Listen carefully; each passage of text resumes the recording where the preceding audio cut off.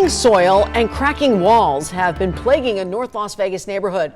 13 Chief Investigator Darcy Spears first exposed this problem a year ago. As she went back and found a group of homeowners refusing to let their investments just sink. As this is the 13 Investigates update, Darcy Spears shows us they're turning to the courtroom to help save their living rooms. It's depressing. It's depressing. Depressing for homeowner Arthur Jones to be talking about the same problems we uncovered last year. Resolution has been hard to come by for numerous neighbors in Colton Ranch, a Beazer Homes development near Allen and Gowan in North Las Vegas. What has changed since we first visited and exposed all the issues you're having with your home? Actually, nothing. It's actually getting worse. It's getting worse.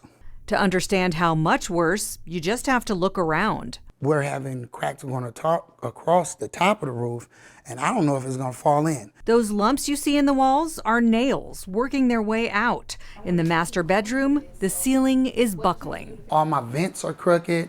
They're not sitting level anymore because the house is tilted. This is Arthur's 7-year-old son's bedroom, and it is the worst in the house. In fact, there's damage here that did not exist when we did our original investigation. You can see, starting in the corner, the wall and ceiling are cracked and separating all the way across the entire length of the room, and then the cracking extends across the ceiling in the closet. A problem so pervasive, Arthur can actually hear it happening. It sounds like someone is running in the attic.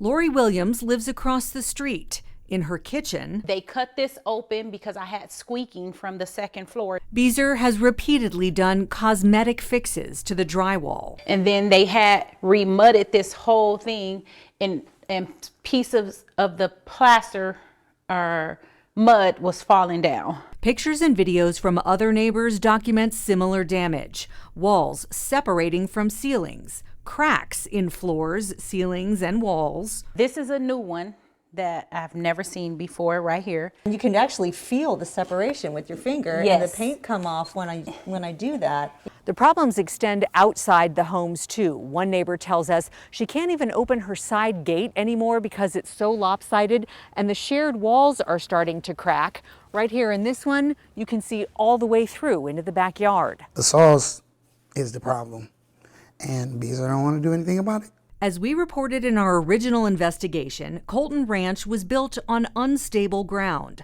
moderate to critically expansive soils with potential for chemical heave.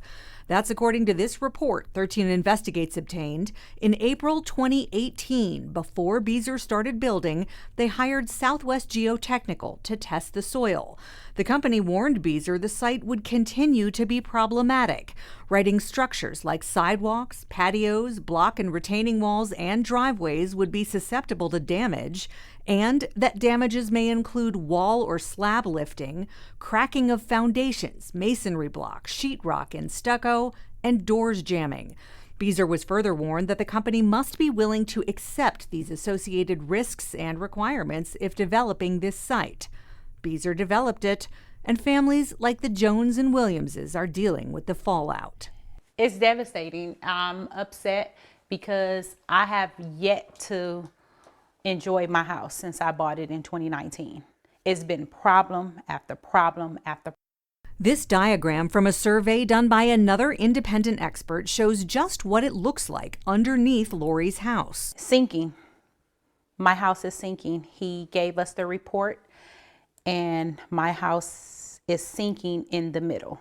The survey at Arthur's house shows different but no less devastating movement. One point of the floor is 2 inches higher or lower than another point in the floor. That should not exist. You really shouldn't get anywhere outside of an inch. Construction defect lawyer Norberto Cisneros is working with 9 Colton Ranch homeowners and counting in an effort to force Beazer to make a permanent fix. It's a lengthy process laid out in state law.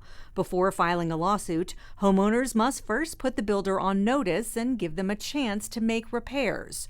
So far, they come out, but they just put a Band-Aid over it and leave, and then I have to deal with it all over again. The problem is I need them to fix the foundation of the home because the soil is bad. and it's never going to stop. Beazer declined our request for an on-camera interview. Instead, they sent a statement which says in part, Construction in the desert soils of southern Nevada presents challenging conditions for all builders. With respect to the Colton Ranch community, Beazer Homes obtained and followed expert reports and recommendations throughout the construction process. Despite these best practices, some drywall cracking occurred, which is not unusual in new construction. The floors are changing and tilting in ways they shouldn't, then they should know that's outside industry standard. Cisneros says the repeated cracking in Colton Ranch goes far beyond what any new homeowner should expect. It means that there are issues with the soil, which is moving the slab, which is affecting the structure of the home and causing the cracks to continue, and the soils are not stabilizing to a point where the cracks will stop. Beazer says the issues are covered by the homeowner's warranty. What I've discovered after speaking to my neighbors is that a lot of them just threw their hands up and start selling their homes. They are discouraged because they feel that they're going to be misled by Beazer, and once the warranty run out, they're going to be stuck with the sinkhole. At the end of the day, this is a responsibility of the builder to build a good home per code and industry standards. And your thought is that that did not happen here? Oh, it's absolutely my thought that that did not happen here.